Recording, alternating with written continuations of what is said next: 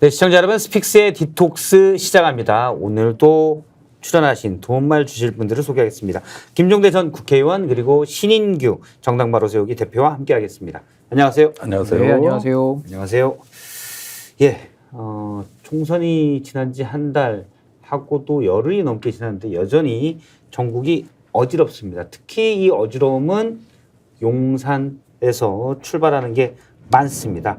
먼저 첫 번째는 어제 대통령이 10번째 거부권을 행사했죠. 최상병 특검법 관련입니다. 먼저 준비된 영상을 보겠습니다.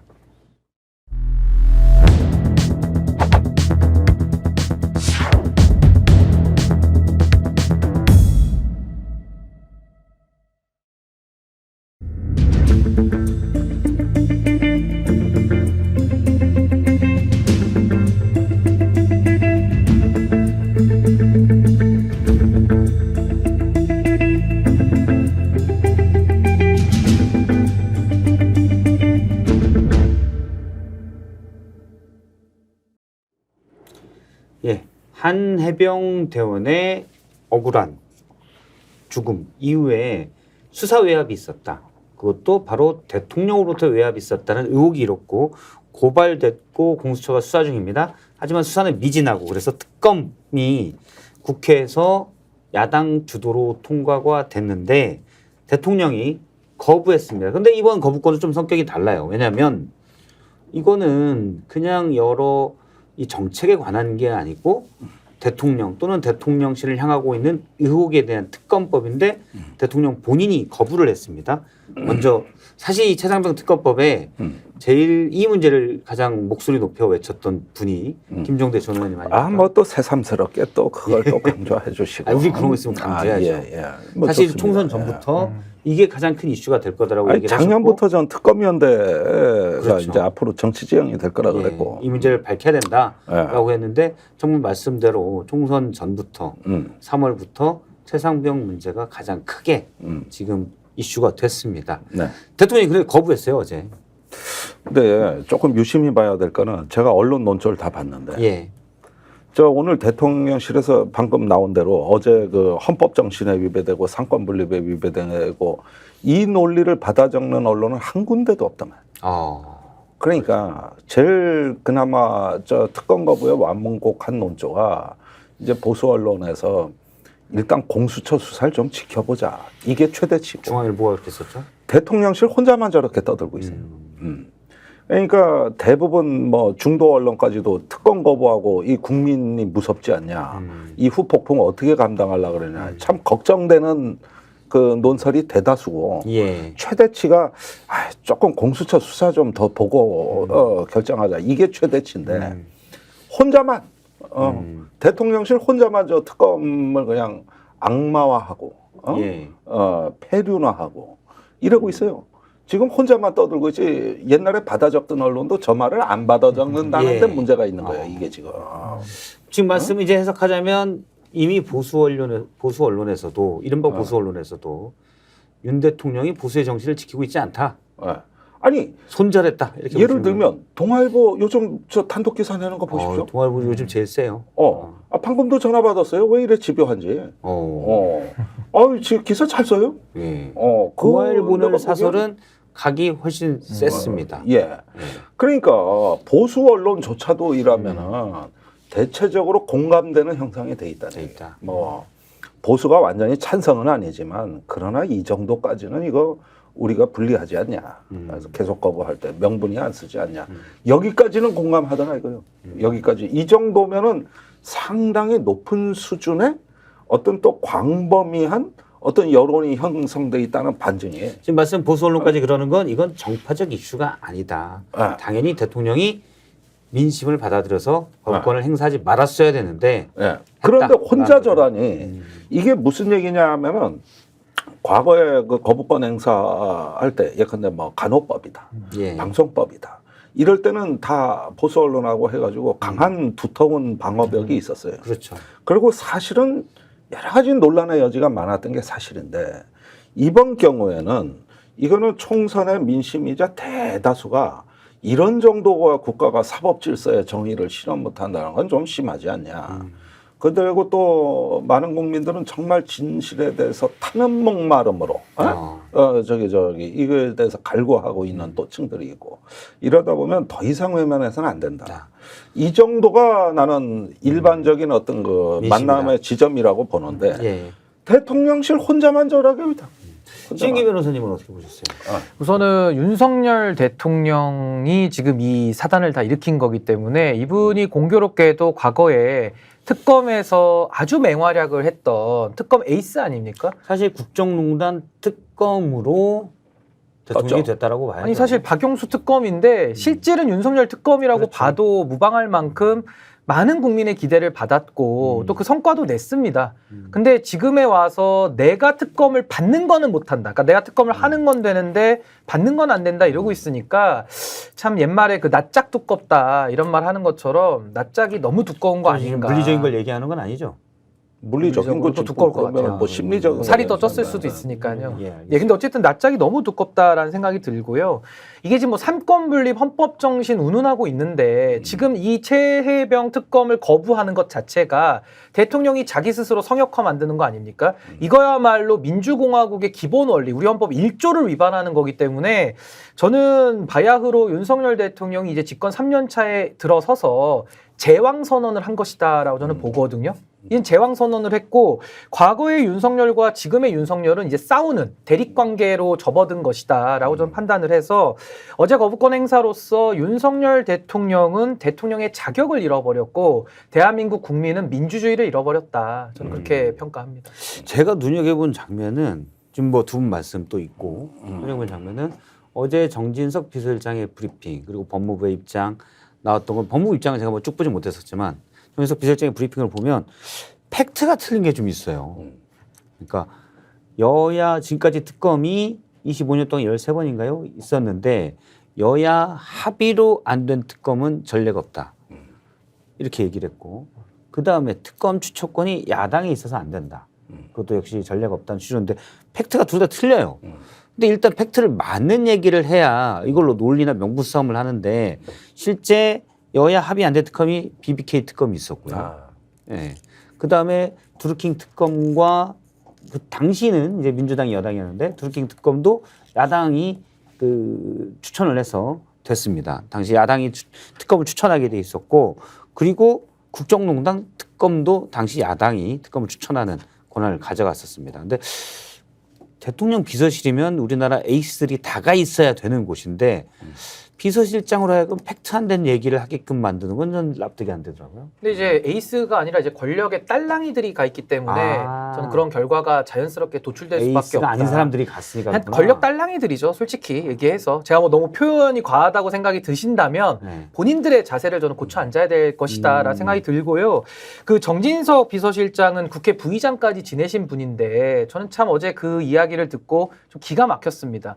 여야 합의가 없이는 특검을 하지 못한다. 아까 우리 앵커께서 설명하신 대로 전례도 안 맞지만은요. 국회의 제1원칙이 뭡니까?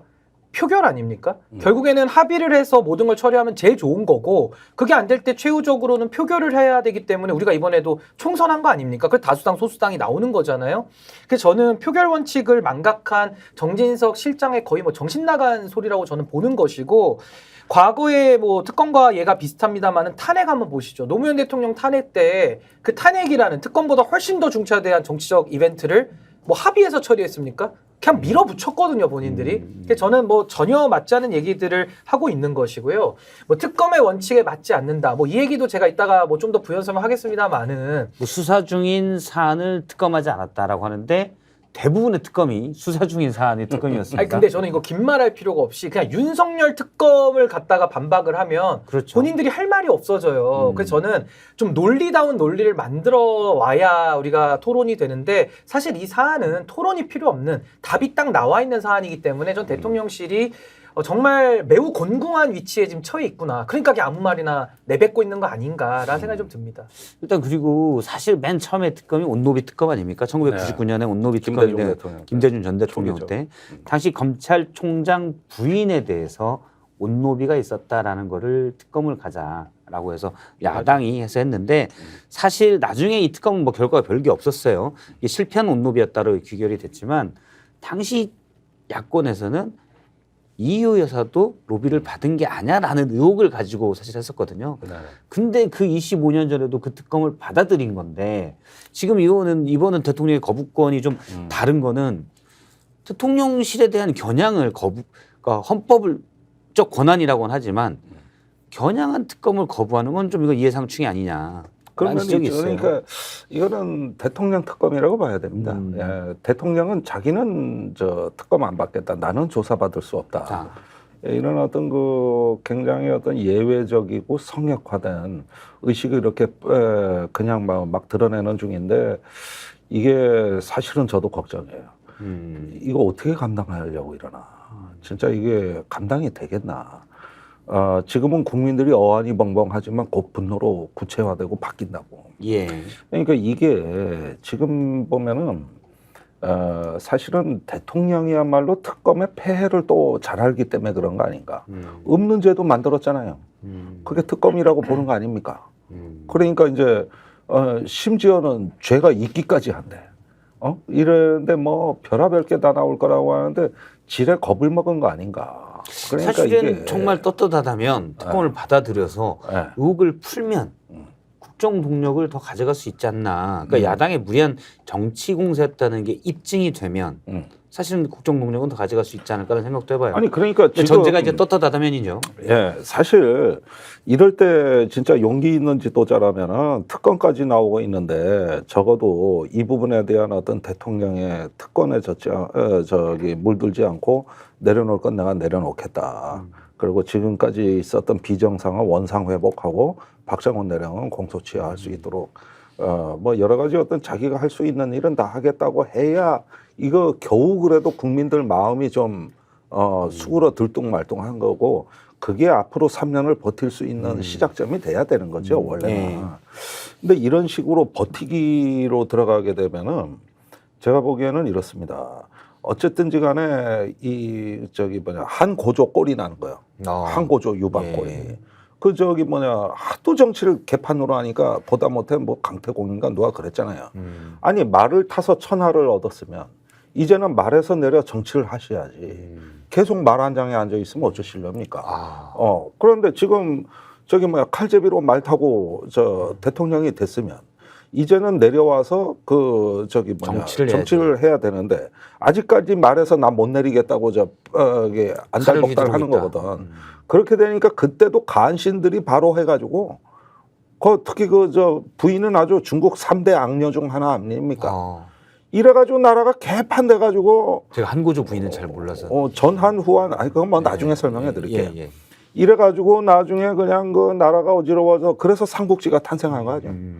그러니까 이게 이렇게 보면은 거기서 내려오기 싫어하는 어떤 조금 원초적인 어떤 마음이 드러나고 있단 말이에요. 이런 게 이제 국민들한테는 이걸 뭐라 그래야 될까? 참 진짜 내가 이런 꼬락선을 언제까지 봐야 되나? 이런 어떤 그 당혹감으로 연결이 될 것 같아요. 그래서 내가 이제 강태공과 아니야 내가. 낚시 또 이렇게. 아니 이제 낚시보다도 예. 뭐 불운한 사람이지만 이제 좀 내려오시지. 그 자리에서만 내려오면 일이 풀릴 텐데. 안 내려올 것 같아요. 그러니까 대통령 성정 스타일상 MBTI가 내려올 수 있는데 사람 MBTI가 바뀌면 아니에요. 죽어요. 안 바뀝니다. 그래요? 바뀌면 죽습니다. 전반적으로 그러니까 오기는 나의 그리고 참고로 구수를 했기 때문에 더 안 바뀝니다. 구수의 고집을 우리가 확인을 했고요. 그래요? 그리고 저는 지금 뭐 경찰 공수처 수사 기다리자 이게 가장 주된 논리 아닙니까? 전 수사 여기에 중이다. 대해서는 사실은 경찰과 공수처는 최혜병 사건에 한해서만 말씀을 드리면요. 무기력 그 자체만을 보여줬었거든요. 예를 들면 공수처도 빈수처 아닙니까?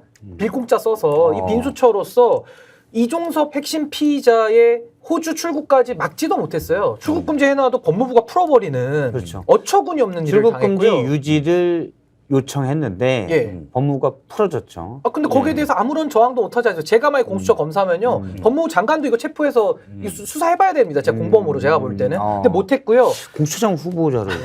뭐 이미 딴 분 임명 되셨으니까. 경력 10년 됐고. 근데 또 저기 경찰도 마찬가지입니다. 국방부 검찰단이 와가지고 기록 내놔. 근거도 없는데 그냥 경찰들이 기록 내줍니다. 예. 아니 이런 무기력한 경찰이 어디 있습니까? 자기들 목이 떨어지는 한 있더라도 기록 갖고 죽어야 되는 거거든요. 근데 그걸 내줘버립니다.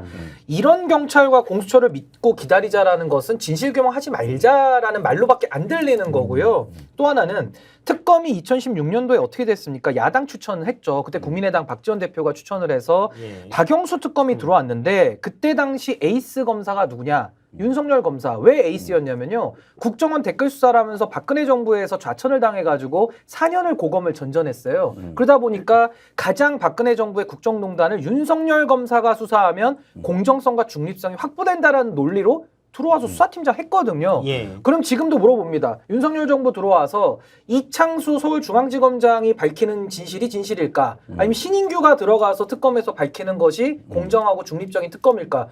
국민들께 물어보면 당연히 민심은 제가 들어가는 게 더 낫다라고 하지 않겠습니까? 물론 저 아니더라도 누구라도 윤석열 정부하에서 그래도 소신 있게 이야기를 했던 사람들이 들어가서 수사를 해야 국민이 믿을 거 아닙니까? 네. 그리고 이게 수사를 강하게 한다고 다 유죄되는 것도 아니에요. 결국에는 증거에 의해 가지고 재판정에서 판사가 유무죄 판단하는 거기 때문에 전 윤석열 검사 같은 사람이 특검하는 게 맞다. 그러니까 2016년도 특검 잘했지 않습니까? 지금 2024년도의 특검도 당시 윤석열 수사팀장 같은 변호사들이나 검사들이나 공수처 수사관들이 들어가야 된다. 어떻게 보면 이제 정권과 좀 더 명확히 정권에 빚진 거 없이 그냥 수사할 만한 그러니까 수사 외압에 굴하지 않을 사람이 들어가야죠. 그게 수사에- 이제 공정과 중립성의 상징이고 담보책이다. 근데 본인은 2016년도에 그 특검 역할을 했으면서 이제 와가지고는 자기 수하들, 자기 딸랑이들 데려다가 수사하는 것이 공정이니까 기다려보자. 뭐 헌법 정신이 어떻다. 이런 소리를 누가 믿고 기다립니까? 이게 조선일보에서도 제가 두어 번 그 칼럼을 봤는데 사설 한 번, 칼럼 한 번 이렇게 본 것 같아요. 그냥 최상병 사건은 대통령이 검사 생활을 오래 해봤는데 이건 사단장까지 이렇게 하는 건 아니잖아. 그래서 화를 한 번 낸 거였다라고 솔직하게 얘기를 해라. 그런 식으로 나온 걸 제가 두 번 봤는데 이미 근데 문제가 커진 것 같아요. 왜냐하면 그렇게 따지면 정말 이 박정훈 대령은 좋은 일 하다가 항명죄로 기소가 된 거 아니에요. 네. 그러면 이 기소한 사람들이 책임을 져야 되는데 이 사람도 너 왜 기소했어? 그러면 사실 저도 압박이 있었어요. 이렇게 얘기할 가능성도 있고. 그렇죠? 그렇게 이종섭 전 얘기할 장관도 있죠. 김동혁 검찰단장인데 아, 이자가 지금까지 해온 패악질을 보면 예. 이번 건만이 아닙니다. 군 검찰 단장. 단장. 예. 근데 여기도 육사 출신, 고시 출신이. 근데 엘리트 의식으로 똘똘 뭉쳐가지고 전에 BTS가 근무하던 사단에 여군 대위가 예방 접종을 하러 가는데 예. 그거 BTS 보러 간 걸로 몰아가지고 했는데 사실은 무고거든요. 왜냐하면은 자기는 BTS가 그 부대에 있는지도 몰랐고 그다음에 정식 출장 명령서가 발견이 됐어요. 상부 보고한 기록이. 그러면은 이거 군 검찰이 엮으려고 한 거예요. 그래가지고 검찰단장 공수처에 고발해 버렸잖아요. 그 예. 여군 대위가 뭔 힘이 있다고. 근데 거기에 변호사가 지금 박정훈 대령 처음에 항명죄 입건될 때 변호사입니다. 이거 또 있고 부승찬 또 군사기밀 누설죄인데 예. 그게 어디 기밀입니까? 그건데도 또 국방부에서 의견서 보내서 해가지고 한 거다. 이 전형적인 이것도 하명 수사. 짜맞추기. 완전히 하명 수사. 그래가지고 있고. 아니 거기에다 이번에 박정원 대령까지 이런 패악질을 지금까지 골라가며 했다고. 그런데 이번에 공수처 수사에서 유재은 법무관리관이 자기 법무관리관실 밑에 중령 하나도 육사 출신. 고시 출신이 하나 있어요. 예. 지금 이 사람 빼돌렸어요. 또 저 어디 야전으로. 안 보여 지금은. 근데 거기서 보고서를 다 썼다는 거예요. 박정원을 구속해야 되고 어찌해야 되고 뭘 어쩌고저쩌고 해야 되고. 근데 이렇게 육사 검사 출신들이 예. 하는 동안에 유재훈 법무관리는 자기도 허수아비였다는 식의 하소연을 공수처에 한 거야. 이건 언론에 보도 안 됐지만 예. 한 거라고. 그랬는데 가만히 보니까 그럴 만도 한 게 이시원 공직기강 비서관이 예. 그거 동아일보에 26회라고 나가는데 그거 잘못된 수치예요. 24번이에요. 8월에는. 그다음에 유재현 법무관리관과 전화. 통화한 게. 그런데 이제 국방부 조사본부에서 해병대 수사단 걸 재검토할 때 집중적 통과가 이루어졌어요. 그러니까 3번 사건 이첩 회수할 때 1차 대책회의 때 2차 대책회의 때 어쩌면 이렇게 딱딱 맞아 떨어지는 레고 블록 같이 맞아 들어가는데 거기에다 9월에 6번을 더 통과했거든요. 그래가지고 총 지금 확인된 거는 30번이에요. 예. 이게 확인이 돼버린 거야. 9월에는 왜 통화한 겁니까? 9월에도 뭔가 있었어요. 그때 뭐 저기 계속 그 저 박정원 대령에 대한 영장 기소문제, 심사 영장 심사. 계속 이어지고 있었습니다. 그러면은 그 이렇게 보면은 우리가 누가 주범인지까지 다 보여. 그러니까 여기서 뭔가 전화가 오면은 그 다음 일이 일어나고 마지막 해결사로 이제 나서는 거는 종결자는 국방부 검찰단 이렇게. 일단 사실 대통령실 분위기는 당시 이시원 공직기강 비서관이 전화를 한 건 어떤 법률 조언, 그 뭐 지원, 조언, 아니, 변호사한테 요걸 좀 무슨 법률 조언을 해주기 위해서였다. 같은 그러니까 이게 법률 그게 이제 대통령실 주장입니다. 이게 법률 조언이라니까요. 후배 두들겨 패놓고 나는 교육시켰을 뿐이다. 이렇게 아름다운 말로 표현하는 거지. 사실은 두들겨 패놓고. 아니 같은 변호사끼리 법률 조언도 말도 안 되는 거고. 원래 처음에 전한 건 이제 원래 수사를 군법원상 수사를 군사법원상 수사를 못하게 돼 있으니 군 경찰이 군 검찰이나 수사를 못하게 돼 있으니 요 부분을 이제 경찰에 이첩했으니까 뭐 혐의자 특정하면 안 된다. 요런 걸 얘기하기 위해서 그렇다. 그렇습니다. 뭐 이런 쪽으로 그리고 주장을 합니다. 일단. 오해 소지가 있어서 조금 하나 말씀드리면은 그렇다고 공수처 수사가 의미가 없는 건 아니에요. 문제는 김계환 사령관이 거의 무너졌단 말이에요. 그러니까 저기 그 어제 벌어진 상황. 어제 이제 둘 다 공수처에서 박정원 대령과 김기환 사령관을 소환했고 대질 신문을 하려고 했는데 김기환 사령관이 거부했죠. 완강히 거부했는데 대략 그 대질에 대한 게 들어간 게 한 10시에서 10시 반 사이인 것 같아요. 이때부터 거부했다 그래요. 그러니까 한때 자기의 부하였고 그러면은 그 공수처에서 대질을 요구했을 때 거부하는 이유가 뭐냐면은 상하 간에 이런 걸로 다투면은 군의 지휘 체계가 신뢰가 떨어져서 안 된다 이거거든요. 예. 아니 여기 공수처에 지금 피의자로 와서 2번째 이렇게 장시간 조사 받는 데서 무슨 신뢰가 더 떨어집니까? 거기에다가 더 놀라운 게 있어요. 그래가지고 대질은 무산이 됐는데 나중에 이제 진술조사 뭐 날이 나고 다 끝났어. 이제 밤늦게. 그때까지도 박 대령이 저기 뭐냐 그 김계환 사령관 얘기에 대해 가지고 다른 방에서 조사를 받고 있었나 봐요. 저렇게 얘기를 하는데 그러니까 알았다. 이제 이건 다 끝났는데 그러면은 박 대령이 그래도 사령관 오셨다는데 인사는 하고 가겠다. 이래가지고 이때는 이 피의 사실 다툼이 아니고 그냥 인사만 하겠다. 그러면 아이 사령관이 뭐 끽해봤자 얼마나 고초가 많으시냐. 많이 힘드시죠. 뭐 이렇게 얘기 정도 한마디 하려고 하고 그래도 그 얼굴을 보고 싶었던 거야. 자기가 한때 의지했던. 이것도 거부했어. 이것도 거부했어. 그러니까 그 사람을 내 앞에 절대 데리고 오지 마. 이래가지고 따로 나와. 공수처에서. 런계환이네, 런계환. 요거 이제 어제 이랬단 왜 말이에요. 얼굴 볼 낮췄다 이런 메시지인가요? 그러면서 이게 이렇게 된 거예요. 초기에 공수처에 들어갔을 때는 대통령 경로 외압을 부인을 했는데 그때도 저 공수처에서 제가 알기로는 다른 수단에 의한 저 추궁이 있었던 걸로 알아요. 우리가 모르는 기록물이 있어요. 그러니까 이제 점차 기억이 안 난다 그러다가 이건 박정원 대령하고 다르고 이러면 대질 들어갈 수 있다고 하면서부터 뭐가 달라졌느냐. 이때부터는 묵비권을 행사했어요. 그래가지고 대답할 수 없다. 또는 기억이 안 난다고 그러니까 아니 여태까지 재판에서 그런 일 없다고 부인을 해오던 데서 이제는 못 버티는 그 상황으로 가가지고 말 않겠다고 한 거군요. 부인해서. 그러니까 이거 이제 좀만 더 말 시키면 말할 수도 있다라고 보시는 거군요. 그래가지고 원래 4일날 공수처에서 나가는 김계환 사령관을 본인 동의하에 5일날 마저 더 조사하기로 했는데 다음 날이 되자 못 오겠다고. 그래가지고 이제 대질이 그때 이루어지지 않다가 언론에 다 나가고 이제 뭐 대질하려고 해서 중앙일보 특종이었어요.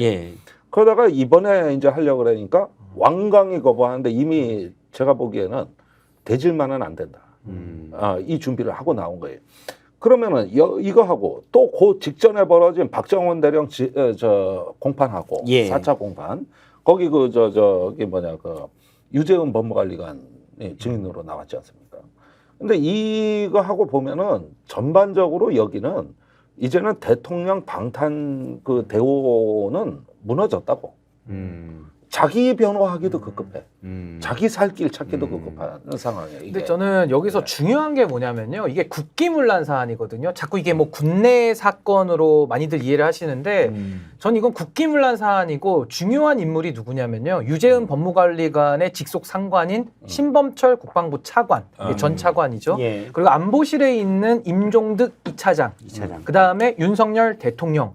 요 사람들은 다 정치인들이거든요. 지금 임종득 당선인 됐죠. 국민의힘 가서 당선됐고요. 그다음에 신범철 차관은 물론 탈당은 했습니다만은 이분 직업 정치인 떨어졌죠. 출신입니다. 그래서 저는 왜 이게 국기문란 사안이냐면은 이런 정치인 출신들이 정부 내에서 역할을 하면서 군과 대통령실과 국방부와 경찰을 함께 컨트롤했다. 그러면서 국기문란 사안으로 저는 이제 번져버렸다라는 생각이 들거든요. 애초에 이 사안도 최혜병이 안타깝게 희생당했을 때 법과 원칙에 따라서 처리했으면은 여기까지 오지도 않을 일입니다. 근데 뭐가 핵심이냐면은 그 임성근 사단장 빼주려고 결과적으로 빼줬습니다만은 그거 하나 살리려고 외압 넣고 전화 돌리고 기록 뺏들어오고 하면서 일이 완전히 썩났거든요. 그러면서 박정훈 대령은 법과 원칙을 지켜서 이분한테는 훈장을 드려도 모자른데 돌아온 건 영장이에요. 예. 훈장은 없고 영장만 받아가지고 그렇게 또 한 사람을 괴롭히거든요. 그러니까 조직적 군의 국기문란 범죄를 저지른 것이고 그 중심에는 정치인들 그리고 그 상부의 꼭대기에는 윤석열 대통령이 있다. 뭐 과잉 충성했을지 아니면 오바를 했을지는 모르지만은 이 부분 수사가 필요하지 않습니까? 그 대통령까지도 수사가 이루어져야 된다. 반드시. 저는 그렇게 생각합니다. 일단은 지금 대통령 거부권을 행사했고 그러면 이 법이 무산되느냐. 마지막 남은 관문이 하나 있습니다. 그건 21대 내에서 22대 가면 또 만약 이 법안이 21대에 통과가 안 된다면 22대 민주당 다시 추진할 텐데 오는 28일로 거의 확정적인 것 같아요. 본회의를 열고 재의결을 하겠다. 헌법상 재의결 요건은 전체 재석 의원의 그 과반수가 참석하고 그다음에 출석 의원의 3분의 2 이상이 찬성을 해야 가결이 됩니다. 현재 재석이 295명인데 모두 다 참석한다고 가정했을 때 197표가 필요하고 야권이 170표 그래서 17표만 이탈을 하면 여권에서 재의결이 됩니다. 가능성은 어느 정도 보세요? 사실 또 현실을 봐야 되는 것이 지금 그렇게 낙관하기가 어렵습니다. 나는 국민의힘 내 문제의식을 가진 사람들은 꽤 있다고 봐요. 이걸 우리가 대통령을 방탄해서 옛날 박근혜 탄핵의 기억이 아직도 생생한데 예. 어떤 파국적 상황으로 가느니 여기서 멈추고 차라리 특검 정도면은 탄핵까지는 안 가지 않겠냐. 일단 압력, 차오른 압력을 좀 빼자. 이렇게 하면서 조금 어떤 그 좀 구당적 차원에서 이거 좀 이제는 우리가 생각을 좀 바꿔야 된다. 이런 사람들이 많이 있다고 봐요. 예. 근데 왜 문제가 되냐 하면 이렇게 그냥 유압 증기가 꽉 차 있는 방에서는 누군가 성냥불을 땡겨야 예. 요게 그냥 확 타오르지. 요게 성냥불이 없으면 유압 증기가 많이 차 있다 한들 이게 폭발을 안 한단 말이에요. 예. 그런데 안철수식으로 뭐 저는 찬성입니다. 이랬다가 막상 투표할 때는 사라져 버려. 그러면 맨날 철수만 해. 이래 이 정도 갖고는 이게 성냥불 땡기는 효과가 너무 미흡해가지고 과거에도 보면은 뭐 새누리당이 박근혜 대통령의 탄핵에 찬성하네 마네 할 때 저기 김무성, 주호영 등 중진이 앞장을 섰거든. 그렇게 되고 나니까 이게 그냥 힘을 받았죠. 60명이 이탈을 했죠. 확 타오르더라고. 그래서 이래 보는데 제가 보기에 국민의힘 내 그런 사람이 발견이 안 돼요. 지금 그냥 자기 소신 정도 나는 내 갈 길 갈 거야 하는 사람 한두 명이에요. 현재까지 특검법이 재의결하면 찬성하겠다고 공개적으로 밝힌 사람은 3명입니다. 김웅, 안철수, 네. 그리고 유이동. 네. 어제 이제 밝혔어요. 근데 앞으로 14명이 물론 이분들 중에서도 뭐 어떤 분이 진짜는 이제 찬성을 안 할 수도 있고 어떻게 보십니까? 근데 우선은 이게 아까 앵커께서 설명해 주신 대로 재적의 과반수가 출석을 하고 그 출석의 3분의 2거든요. 그러니까 쉽게 말하면 모집단의 숫자가 가장 중요한 겁니다. 그래서 국민의힘에서 지금 뭐 원내대표단이 뭐 전화 돌리고 하고 있다고는 하는데 아마 그 115명이 다 올 것이냐. 이게 첫 번째 관건입니다. 누군가는 갑자기 그날 아플 수가 있어요. 그냥 가기가 싫다 이래가지고 뭐 골프 치러 가든지 외국을 나가든지 안 나올 수가 있고 그다음 너무 딱 티가 나지 않을까요, 그냥? 아니 근데 그것도 10명 이상 안 나와버리면 희석되죠. 그러니까 약속하고 야 우리 10명은 동시에 아픈 걸로 하자. 이래서 안 나올 수가 있고요. 또 하나는 이게 또 공교롭게 무기명 투표를 하기 때문에 앉아서 투표를 하더라도 자기 이름이 외부로 드러나지 않아요. 그러니까 안전판이 하나 있는 거죠. 그러다 보면은 몇몇 소신 있는 의원들이 뭐 예를 들어 30명이 표결에 앉아 있는다고 하더라도 그 사람들 누가 가부 던졌는지는 모르거든요. 물론 의심은 받겠지만 그래서 저는 이 무기명 투표라는 것도 상당히 좀 의미가 있어서 좀 지켜볼 부분이다. 그리고 어쨌든 김웅, 안철수, 유이동 이 세 분이 나름대로는 이제 불을 지피려고 라이터를 킨 거기 때문에 이게 좀 어느 정도 확산되는지 여부는 좀 지켜봐야 될 것이고요. 저는 뭐 공기업 감사 자리 있고 뭐 자리로 회유하니까 이분들이 다 윤석열 대통령 눈치 볼 거다 이렇게 생각하는데요.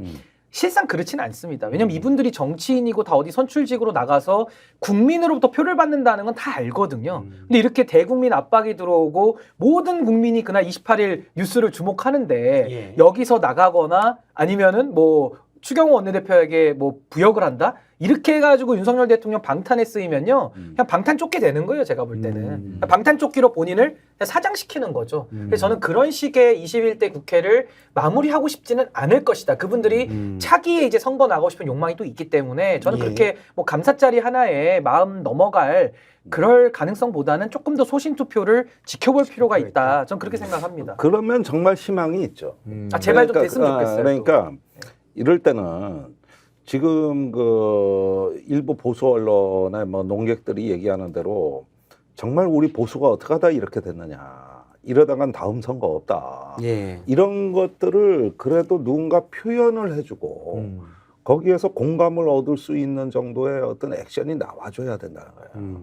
그러니까 그냥 그 무기명 투표라는 장막 뒤에서 몇몇 사람이 소신과 양심을 보였다.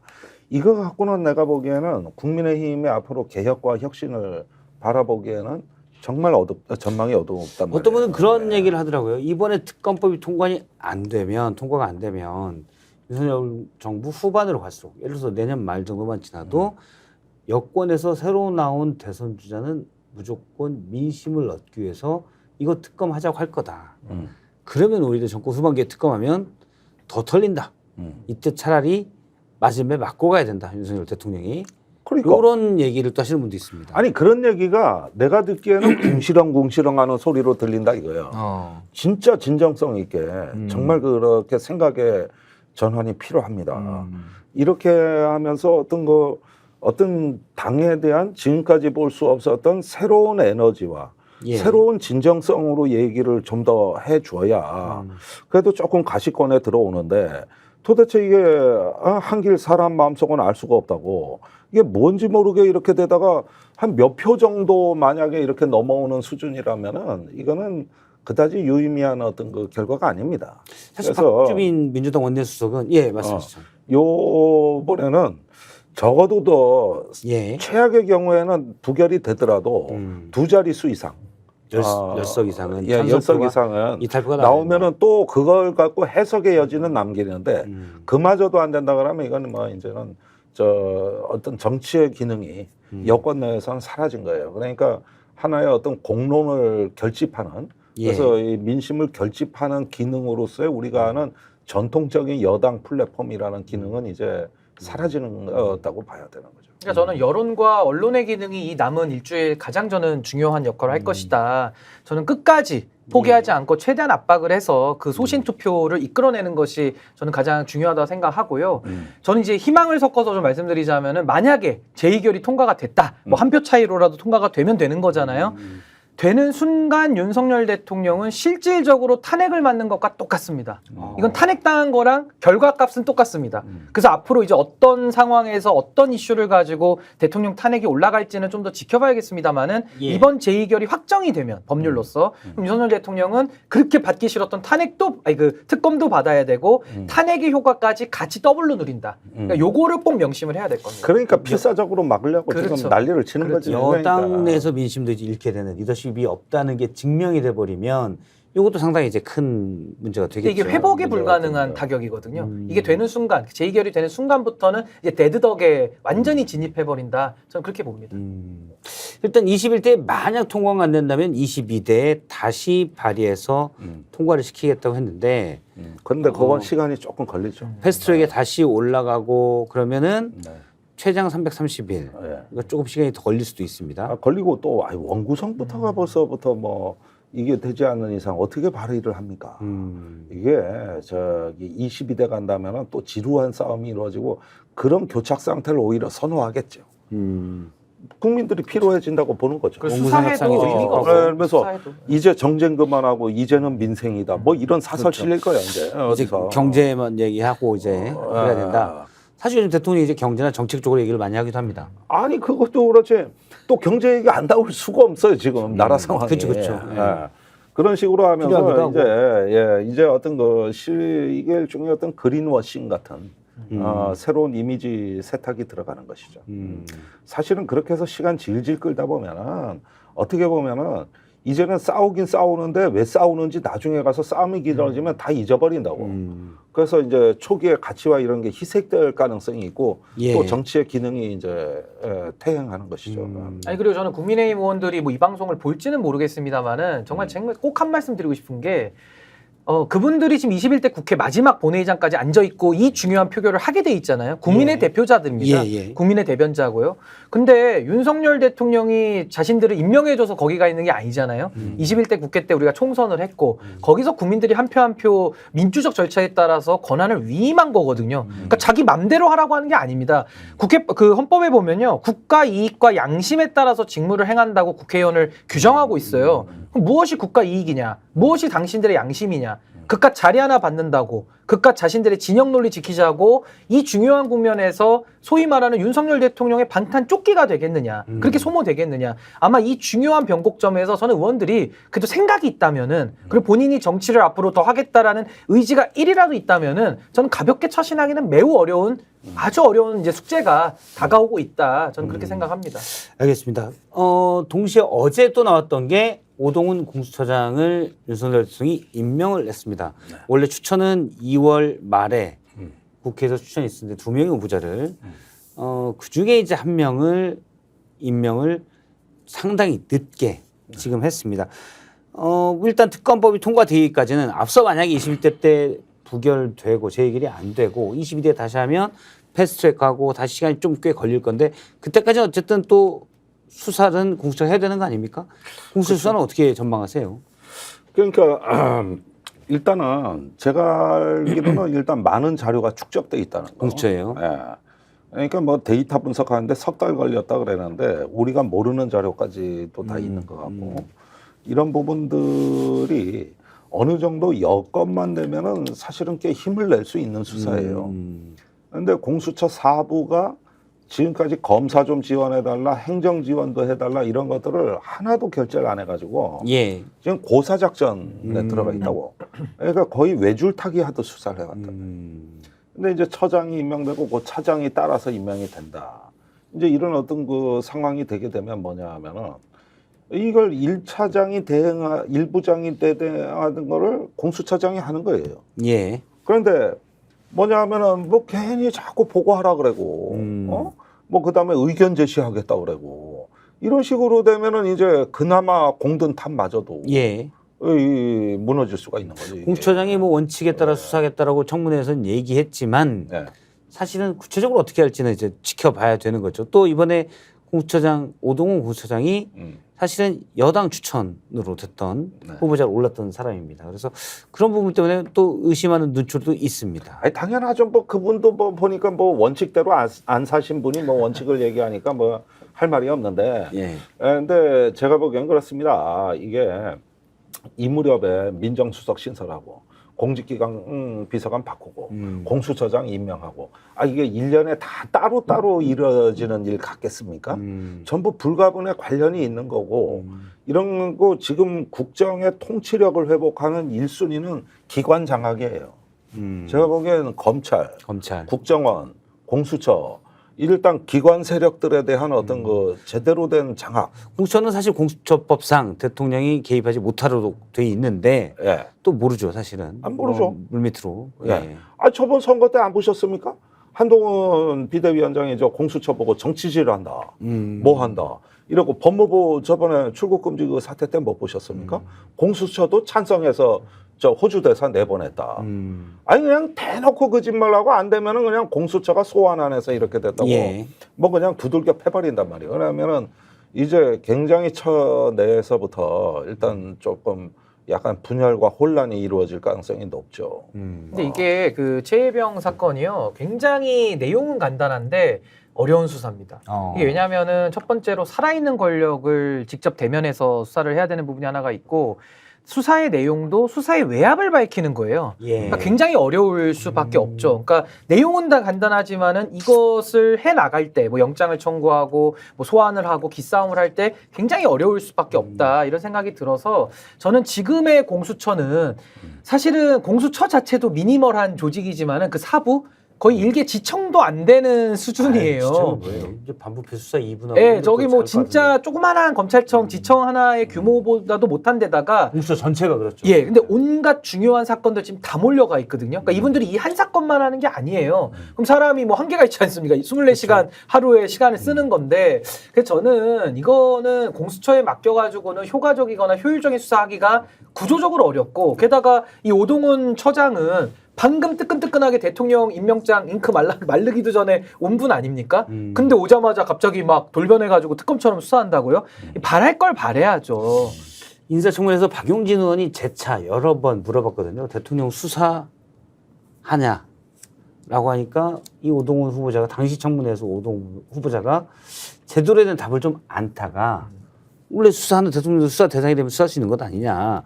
원론적인 입장을 계속 물어보니 당연히 대통령도 수사 대상이 될 수 있다라고 상당히 조심스러운 어조로 대답을 하더라고요. 제가 그 모습을 보면서 공수처가 과연 오히려 처장 없을 때가 더 적극적으로 했을 수도 있겠다. 이건 추정입니다. 그런 생각도 들더라고요. 맞아요. 그런 어떤 지휘부 공백 상태에서 지금까지 많은 게 이루어졌고 예. 그때가 가장 일 잘한대요. 처장, 차장 이제는 없을 이제 때가. 처장한테 다 보고도 해야 되고 예. 그러니까 예. 어떤 컨트롤이 있을지는 모르죠. 네. 일단 내 특검법 통과가 먼저고 이 부분은 공수처 현재 수사 중인 사건은 또 계속 국민들이 지켜볼 것으로 아니 보입니다. 그러니까 일단 제가 우려하는 게 있는데 사실 지금까지 공수처 사부가 언론 플레이를 좀 한 건 사실이에요. 아까 최근에. 말씀드렸던 그 단독 기사들 같은 예, 경우는 그렇죠. 특히 그 26차례 동아일보 그 통화 보도는 상당히 높은 수준의 취재입니다. 그 어느 시점에서 전화가 집중적으로 많이 갔다. 굉장히 그거는 많이 그 저기 축적된 역량에 정확히 빨대를 꽂지 않으면은 나올 수 없는 기사거든요. 그러면 왜 그런 일이 벌어지냐 하면은 공수처가 이제 사방에 그 수사팀이 포위돼 있기 때문에 예. 어떻게 보면은 본인들도 여론의 지원이 필요했고 또 그러다 보니까 언론에 어느 정도 제공을 한 라인들이 제가 보기엔 있어요. 그러니까 이런 부분들이 어떻게 보면은 우군화 작업을 해가지고 그나마 어려운 문제를 좀 이렇게 돌파해보자는 취지였는데 이제는 관리 감독자가 와버리면 사실은 이분이 다 지금까지 컷해버리면. 공수처를 응징하겠다는 용산의 분위기는 언론 플레이한 걸 먼저 잡는 거거든. 그러면은 니들이 정치하냐? 정치질하냐? 이런 식으로 윽박지르는 거예요. 그러면은 처장이 만약 오동훈 그렇게 하면. 처장은 나는 개입한 거 없어. 그런데 저기 검사의 직분을 위배하면 안 되지. 이러면서 다른 쪽으로 압박이 들어가는 거예요. 그러면 갑자기 소식이 끊긴다고. 그러면은 지금 진실에 목마른 사람들이 한참 지금 피의자 줄줄이 무더기 소환되는 이 시점에서 예. 아무것도 안 나와. 이런 게 문제가 돼요. 이런 게 문제가 되기 때문에 저는 국민의 알 권리 차원에서의 최소한의 요구 충족이라는 게 일단은 침해될 가능성이 대단히 사실 높다. 권력을 노린 수사들은 네. 여론의 힘으로 가는 건데 그잖아요. 권력이 누가 나 수사해 하겠습니까? 여론의 힘으로 가는 건데 여론의 힘으로 가는 건 사실 언론이 흘린 거를 받아든다 이런 걸 떠나서도 사실 적극적으로 취재를 하고 또 일부 수사팀에서 적극적으로 또 언론을 이용하기도 하고 있죠. 그러면서 그러냐. 이루어지는 힘도 있습니다.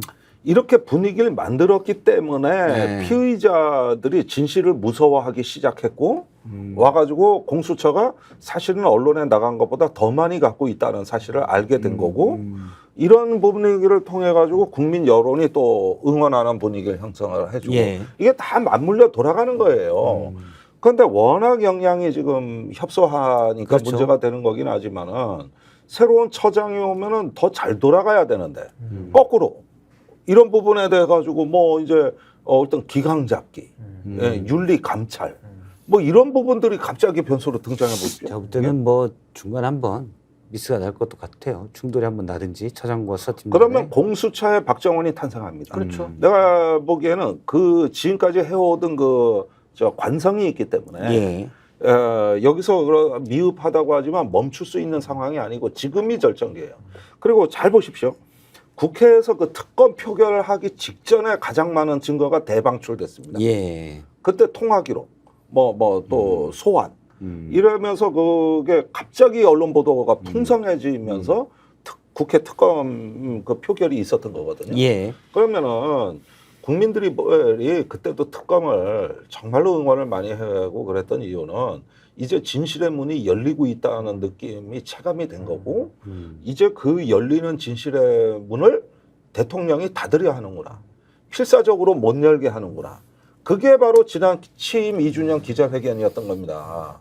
그래서 그런 부분에서 이렇게 선명하게 대비되는 구도를 만들었다는 것은 이 국회 특검 성사 여부와 예. 관계없이 굉장히 이거는 민심의 승리고 성과입니다. 우리가 이런 부분들은 또 평가를 그렇죠. 해서 평가를 해야 되죠. 더 쌓아 올려야 될 영역이 있다는 걸 알아야 된다는 거예요. 일단 지금 대통령이 최상병 특검 관련돼서는 다 틀어막고 있다. 이렇게 얘기했는데 지금은 그러면 대통령이 틀어막지 않고 활짝 열어젖힌 걸 좀 얘기를 해보겠습니다. 반대되는 얘기인데요. 바로 김건희 여사의 계속된 공개 일정입니다. 잠시 영상을 보겠습니다.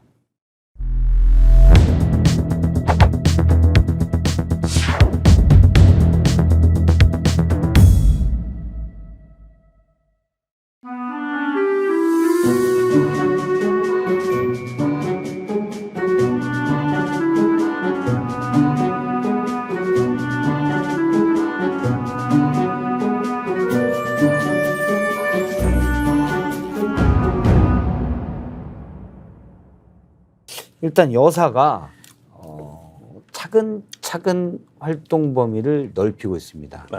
처음에는 캄보디아 총리 내외 왔을 때 오찬장에 나서 사진 몇 장을 딱 공개를 하더니 그리고는 이제 사리 반환에 가서 회암사인가요? 회암사에 가서 영상으로 공개 일정이 나왔습니다. 그리고 또 이번에 우크라이나 아동들을 위한 전시전 여사가 기획했던 거라고 하던데 그 전시전에 또 모습을 드러냈어요. 네. 어떻게 보십니까?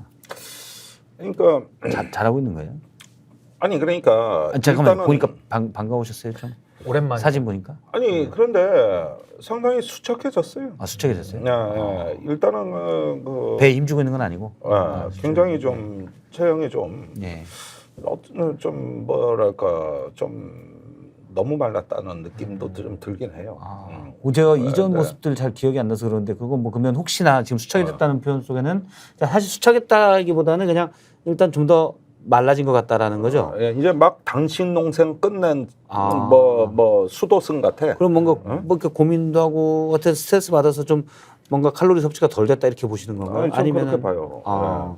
그런데 뭐 그거야 개인 사정이니까 우리가 뭐 더 이상 깊이 얘기하기는 그냥 뭐 좀 그렇고. 이 김에 운동이나 하자 했을 수도 있고. 예, 그럴 수도 있고. 그런데 문제는 본인에 대한 리스크는 어느 정도 해결됐다고 보는 겁니다. 그런 거를 윤 대통령으로부터 어떤 나름대로 확인을 하고 자기는 어느 정도 해결됐다는 판단을 하고 나온 거란 말이죠. 그러지 않으면은 저렇게 나올 수가 없어요. 사실은 말씀은 이제 이른바 디올백 수사 관련돼서 검찰이 소환 조사를 하겠다. 별거 없다. 라고 했는데 야 내가 다 찍어서 소환 조사 안 해도 야 걱정하지 마 소환 조사 안 나가. 뭐 법리도 그렇고 열심히 하라 그래고 뭐 적용할 법리도 없다 그러고 이렇게 좋은 쪽으로만 누가 몇 마디 해주면 금방 마음이 그런 쪽으로 돌았을 수도 있는 거거든요. 그래서 어느 정도 해결됐다 이렇게 판단을 한 것 같고 또 한 가지는 뭐냐 하면은 사실은 본인이 사라진 사이에 굉장히 윤석열 정부가 많이 위기로 갔으니까 또 내가 나서서 좀 부족한 부분을 채워야 된다는 일종의 자기의 과시적 의무감 이런 말이 있나 모르겠는데. 그건 잘 모르겠어요. 그래요? 처음 들어보긴 해요. 아주 적확하신 과시적 처음 의무감이라는 들어보겠는데 건 뭐 이게 나의 맞아요. 의무감을 과시한다는 과시한다. 뜻이요. 나의 의무감을 과시한다. 보여줘야 된다. 예. 과시해야 된다. 이런 뜻으로 풀이하시면 돼요. 그런 상태라고 봐요. 제가 한 여권 관계자를 만났더니 그 얘기를 하더라고요. 총선 참패나 이런 문제로 대통령은 그나마 대통령이 나서서 막 민생 토론회도 하고 나중에 뭐 이것저것 가고 그래서 그 정도 했다. 이렇게 보시고 있을 가능성이 크다는 거예요. 그러니까 내 덕에 이 정도라도 얻은 거다. 보통 때문에로 보고 있는데 내 덕에 그나마 백석을 넘겼다. 좀 중증이네요. 예. 나르시시즘이. 근데 지금 말씀하신 거 들으면 이제 그럼 똑같은 논리로 여사다 내가 좀 안 나왔더니 지금 지지율도 떨어지고 지금 개판됐어. 그럼 나와야 될 것 같아. 그리고 걷어붙이는 거죠. 한 10% 이렇게 올릴게 이렇게 그 하면. 괜찮다는 모습, 건재한 모습을 빨리 보여줘야 된다는 정무적 판단. 정무적 판단. 그러니까 그렇게 두들겨 맞고 20%면 이제 거의 죽었겠지 그런데 아니야 나 괜찮아. 나 정상이야. 그러니까 지지자들에게 주는 메시지가 이렇게 또 이것도 과시예요. 니네 실컷 이것도, 떠들어봐. 내가 눈 하나 깜짝하나. 뭐 이런 것도 니네 들어갔다는 몸 하나 말씀이죠. 아프다 뭐 이런 거죠. 예.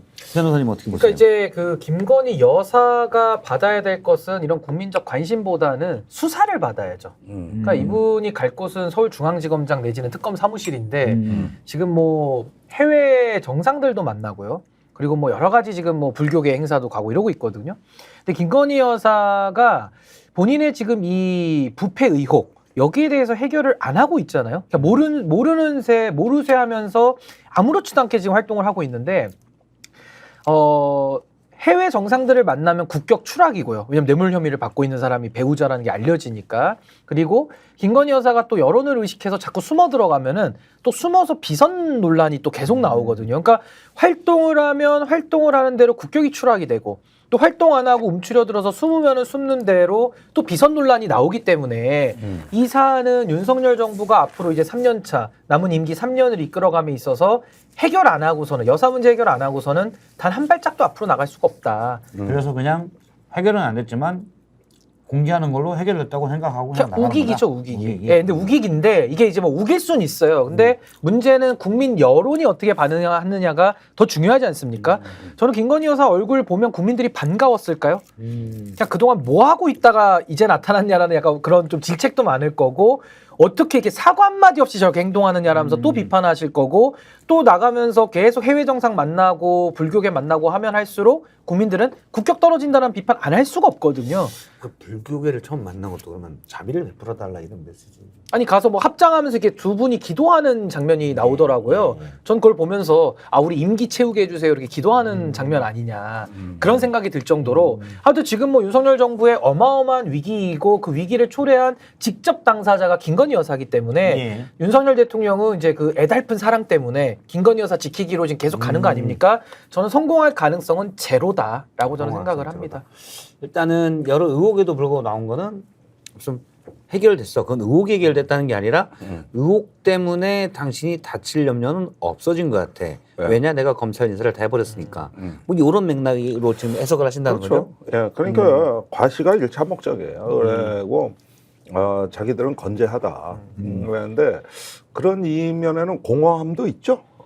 아무래도 뭐 한켠에 계속 이렇게 비난받으면서 계속 그 바닥의 지지율 이런 거 있는데 내가 이런 데서 움츠러들고 위축되는 거는 자기 자존심 이 용납을 못 하겠고 그러다 보면은 자기가 자기를 위로하는 거예요.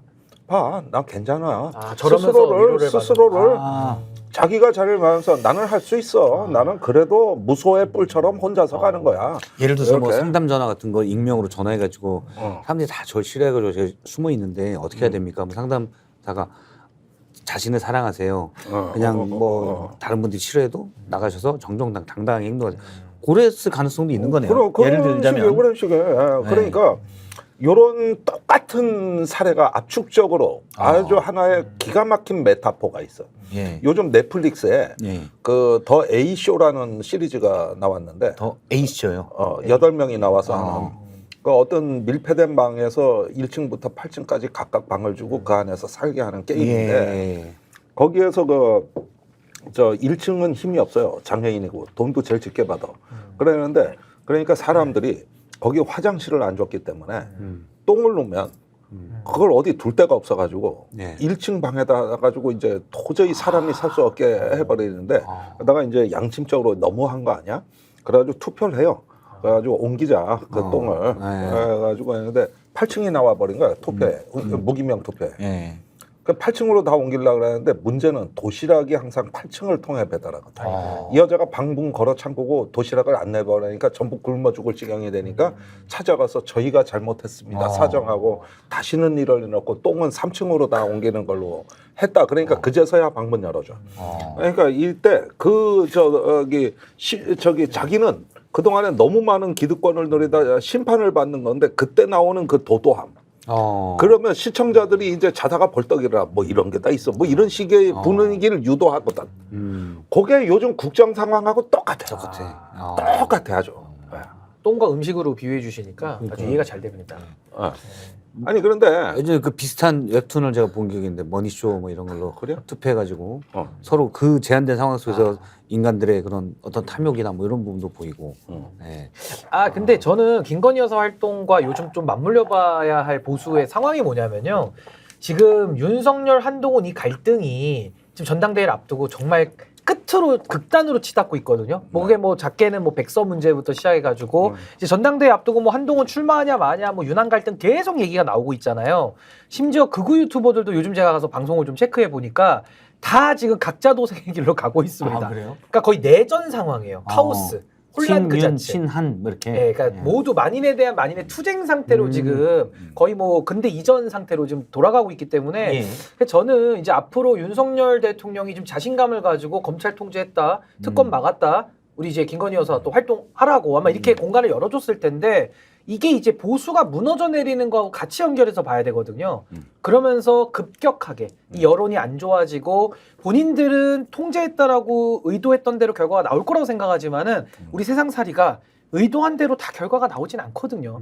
좋은 의도여도 나쁜 결과가 나오기도 합니다. 근데 이건 하물며 원인 동기 자체가 나쁘기 때문에 좋게 나오면 정말 이상한 결과 값이거든요. 그래서 저는 김건희 여사가 승부수를 나름대로 던졌다고 보는데 완전히 이제 악수에 빠져가지고 보수 붕괴와 맞물려져서 이제 김건희 여사도 몰락의 길을 갈 수밖에 없다. 왜냐하면은 특검 받고 순리대로 해서 죄가 없다는 거 아닙니까? 그럼 털어내고 갔으면 국정 운영이 탄력을 받는데 계속 숨으니까 계속 죄를 자백하고 있습니다. 아니 그러니까 네. 문제는 나왔다 사라졌다가 중요한 게 아니라 국민들 눈에 비치는 건 이거예요. 자기 멋대로구만. 나오고 싶으면 나오고 말고 싶으면 사라지고. 아니 지난 몇 달 동안 외신에서 한국에 사라진 퍼스트레이디 어디 갔나 이 기사가 한국 언론보다 많이 나왔습니다. 그렇게 하다 보니까 이제는 퍼스트레이더가 아니라 슈퍼레이디. 대통령보다 더 유명한 레이디가 됐다니까요. 실제로 그래요. 지금 여기 동남아시아권에서는 아마 윤 대통령보다 김건희 여사가 더 유명할걸. 거기에다가 꼭 외신은 미모의 영부인이래. 나 그 표현도 나 참 그래. 그러니까 이러다 보니까 지금 5대양 6대주에 기사가 안 나간 데가 없는데 지금 외신 기준으로 보면 윤 대통령보다 김건희 여사가 더 유명합니다. 사라진 것도 화제가 되고 명품 디올백은요 수도 없이 방영됐어요. 이 여사가 등장하면서 제가 볼 때는 2명의 제2, 제3의 한동훈이 나올 것 같은 그런 게 있어요. 그러니까 마음속으로 현재 심적으로는 한동훈 위원장이 아무튼 나름 총선 막 해보려고 했는데 대통령이 엑스볼 차면서 여러 가지가 막 깨졌잖아요. 지금 그래서 중앙지검장 이 여사의 디올백 문제를 잘 조용히 어떻게 하면 검찰도 욕 크게 안 먹고 넘어갈까 하는데 막 아무튼 그거 제 추정입니다. 제 상상인데 머리 쓰고 있는데 갑자기 여사가 투 공개일정 나와요. 안 도와주는 거잖아요. 그렇죠. 이럴 때 제가 볼 때 제가 이창수 신임 중앙지검장이면 친구랑 아주 가까운 친구랑 술 먹으면서 야, 이거 너무한 거 아니냐? 도대체 우리 조직을 뭘로 보건데 대통령이 그 선배가 원래 회사 선배 아니에요. 회사 선배가 이렇게 여사 갑자기 탁 등장시켜 버리면 나보고 어떻게 하라는 거냐? 얘기할 만하고 추경 원내대표, 추경 원내대표도 지금 어떻게든 최상병 특검에 이탈표 없게 여기저기 전화하고 만나고 개고생하고 있는데 그러니까. 나 몰라라고 여사가 툭. 제가 추경 원내대표면 또 가까운 고향 친구 만나서 야, 진짜 너무한 거 아니냐? 아, 열불나고 성질 뻗치죠. 그렇죠. 화날 것 같아요. 그래서 그런지 추경 원내대표가 이번에 그 뭐죠? KC 인증 관련돼서 정부를 세게 비판했더라고요. 네, 그 건도 그렇고 전반적으로 보면은 이제 그 국민의힘이 이제 돌아올 수 없는 강을 건너는 것 같아요. 이제 그 정부와 여당이 대통령 부부의 안위를 위한 어떤 그 돌격대, 호위무사 또는 로펌 역할을 하는 이런 어떤 그 수단으로 전락해 버렸다는 게 결국 정치가 목적이 아니라 수단이 됐습니다. 어떤 개인의 사욕을 위한 수단이 돼버렸어요. 이런 상황으로 간 것이 어떻게 보면 우리나라 보수에게도 가장 치욕스러운 장면이에요. 보수 정당이 어쩌다 이렇게까지 갈 수 있는가? 저는 특히 여사의 등장 시기는 물론 뭐 재등장할 수 있다고 봐요. 뭐 당연히 사과나 또는 제2부속실 특별감찰관 이런 전제 조건이 좀 필요하지만 지금까지 해온 스타일로 봐서 그런 거 없이 그냥 등장할 수도 있다고 봐요. 그게 옳진 않지만 대통령이 해왔던 걸 봐서는. 그런데 최소한 시기가 뭐 5월 28일이라도 지나든지 중앙지검 인사라도 끝나고 디올백 수사라도 마무리된 다음에 나오든지 그게 정답 아니에요? 근데 그동안에도 안 인간적으로? 그러잖아요. 총선 앞두고도 막 이종섭 호주 대사 막 보내잖아요. 네. 그러니까 이게 뭐 늘 TPO가 안 맞아 왔기 때문에 전 이제 익숙한 광경이라고 전 보는 거고 이 보수를 좀 이해하실 때 이렇게 이해하시면 아주 편합니다. 이게 굉장히 민감하거든요. 그러니까 보수는 어떤 이념이나 어떤 뭐 인연 뭐 이런 걸로 움직이는 게 아니라 나에게 이익이 되느냐, 이익이 되느냐 안 되느냐를 가지고 그걸로 움직이기 때문에 지금 윤석열 대통령 딱 지금 국민의힘 사람들이 봅니다. 저 사람이 나에게 이익을 줄 것 같아서 지지를 했고 그동안 이용을 해왔는데 이제부터는 엮이면 엮일수록 손해거든요. 그러면 아주 매몰차게 버려버리는 게 이 보수 그동안의 우리나라 보수의 좀 약간 이게 본능적 습성이에요. 게다가 박근혜 대통령 탄핵을 당했지만 박근혜 대통령 좀 버텼죠. 왜 그랬냐? 그래도 보수 내부의 자산 쌓아놓은 마일리지가 있었어요. 그게 아버지 후광이겠지만은요. 근데 윤석열 대통령은 문재인 정부에서 소위 말하는 검찰, 뭐 사냥개 역할 하다가 넘어온 거거든요. 그러니까 보수 입장에서는 뭔가 문재인 정권을 뭐 쓰러뜨리고 하는 데에는 뭐 대선 주자로서 나름 이익은 있었지만은 이제 와가지고는 이 자산적인 면에서는 전혀 지지할 이유를 못 느끼는 겁니다. 옛날에는요, 박근혜 대통령을 놓고서 많은 분들이 울기도 하셨어요. 아이고, 아버지, 어머니 다 나라를 위해서 다 흉탄에 다 돌아가셨는데 딸이라도 한 표 줘야 되는 거 아니야? 그 어려울 때마다 아유, 그래도 박근혜 대통령 도와줘야지 이렇게 있었는데 윤석열 대통령에 대해서는 그런 자산이 안 보입니다. 누적된 자산이 없어요. 그죠. 그렇기 때문에 저는 이 무너지는 댐이 무너지는 뚝이 무너지는 속도가 박근혜 대통령 때보다는 비교할 수 없을 만큼 빠를 것이다. 저는 그런 식으로 이 정말 무너져 내리는 건물 속에서 이 보수 인사들이 서로 탈출하기 경쟁을 이제부터 본격적으로 할 것이다. 그런 가운데 저는 최수근 상병 특검법도 있는 거기 때문에 저 김건희 여사가 지금 나타난 것은 오히려 그 많은 의원들이 자괴감과 열받음을 가지고 오히려 무기명 투표로 더 표시할 그럴 더 의욕을 더 심어주는 거 아니냐. 만약에 이번 21대 때 무기명 투표에서 재의결이 되면 저는 한 80%는 김건희 여사의 재등장 덕분이다. 아주 절묘한 타이밍에 잘 나온 거죠. 그렇게 치면. 지금 뭐 대통령 사실 저도 이제 여권 관계자들 만나보면 용산에 대한 이 비판이 엄청 많아요. 대체 뭐 하는 짓이냐 이런 게 있는데 갑자기 또 여사가 툭 나오고. 좀 시기적으로 이건 좀 아닌 것 근데 같아요. 카메라 꺼지면은 보수 패널들도 저도 가끔씩 만나는데 다 뒤에서는 다 욕해요. 거의 다. 근데 카메라 그래요? 켜지면은 들어가서도 옛날만큼 실드는 안 칩니다. 약간 옛날보다는 좀 기조가 달라진 느낌을 많이 느끼거든요. 그게 여론이에요 비슷한 지금. 느낌은 받았어요. 그런데 참난 그런 말씀들이 좀 슬픈 게 어떻게 보면은 공동체 가치는 보수가 더 강조해야 그렇죠. 되고 뭐 에드먼드 버크가 그 프랑스 혁명을 비판할 때는 그 앙리 앙떼와네트를 그렇게 처형하는 걸 보고서 한없이 아름답고 품격 있는 여인을 폭도들이 살해했다. 이게 첫 문장으로 시작되거든요. 그러면서 이제 지켜온 가치와 우리 전통, 그다음에 공동체는 어디로 갔느냐. 이 질문을 하는 게 원래는 보수의 품격이라고 말하고 그러는데 아니 한국 보수가 이제 이익만을 추종한다. 만약에 이렇게 되면서 이걸 여태까지 보수 정당이라고 주장을 해왔다면은 그거야 시장 보수주의나 어떤 그런데 일부가 그런다면 이해가 가는데 이렇게 되면은 정말 희망이 없는. 저는 사실 그냥 정말 정치권에 희망이 진보도 없는 보수도 이렇게 좀 약하다. 네. 그리고 진보와 보수를 나누는 기준도 너무 이제 여러 기준으로 나뉘어져 있어서 그런 건 이제 없는 것 같아요. 근데 지금 뭐 보수 정당 일부 분들이 얘기하는 건 품격. 그러니까 그렇죠. 윤석열 대통령을 비판하는 것 중에서도 우리 품격이 좀 많이 역대 있더라고요. 보수 정당 출신 국회의장 출신들 요즘 쓴소리 하시고 그렇죠. 훌륭하신 분들 많습니다. 예. 그분들이 의장 옛날 정의영 끝나서도 또 의장이나 공개하고 김형호 예, 의장 의장도. 같은 경우는 제왕학 황제와 술탄 책도 썼는데 그거 잘 쓴 책이에요. 굉장히 잘 쓴 책입니다. 그러니까 이런 부분들을 우리가 조금 눈여겨봤을 때 그래도 여전히 한국에는 현인 그룹이 존재한다. 우리가 알지 못할 뿐이다. 그런 데서 그 사람들이 생각하는 보수는 우리가 귀담아 들을 얘기가 그렇죠. 굉장히 많거든요. 그렇죠. 그분들의 목소리가 좀 커질 수 있는 공간이 넓어져야 되는데 그렇지가 않은 게 좀 문제가 되는 거고. 그렇죠. 예. 진보에도 지금 민주당의 쓴소리 가장 많이 하는 유인태 사무총장 같은 예. 분도 있는 거거든요. 그러니까 가끔 그런 원로들이 길을 잡아주나요? 중심을 아니 나는 원로라는 게 중요한 게 아니라 이렇게 불을 밝히고 원칙을 얘기해주는. 알려주는 이런 어떤 그 책임 정치가 그게 바로 품격이라고 보는 거거든요. 그럼 지금 뭐 여당 내에서도 그럼 이런 여사의 등장이 잘못됐다라고 사실 공개적으로 쓴소리를 해주는 분들이 좀 더 그렇죠. 있어야 되죠. 예. 프랑스가 왜 망했습니까 그때 루이 16세가. 그러니까 이런 부분에서 김경률 한마디 했다가 완전히 개피 보고 총선 출마도 못하고 참 아주 깨구락치가 되도 참 아주 비참하게 되더만. 알겠습니다. 저희가 다른 얘기도 좀 하나 하려고 그랬는데 시간이 지금 많이 너무 지나버렸어요. 그래서 디톡스는 여기까지 하고 저희는 또 다음 주에 또 할 얘기가 많이 있을 것 같아요. 그때 또 되게 뵙도록 중요한 하겠습니다. 날입니다. 다음 주. 네, 오늘 두 분과 함께 디톡스에서 여러 이슈들을 풀어봤습니다. 시청해주셔서 고맙습니다. 감사합니다.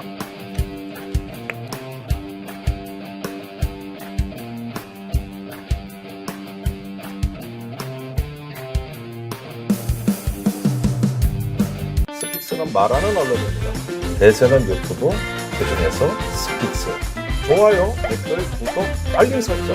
여러분이 저희를 사랑해 주시고 우리가 여러분을 사랑하는 4가지 방법입니다.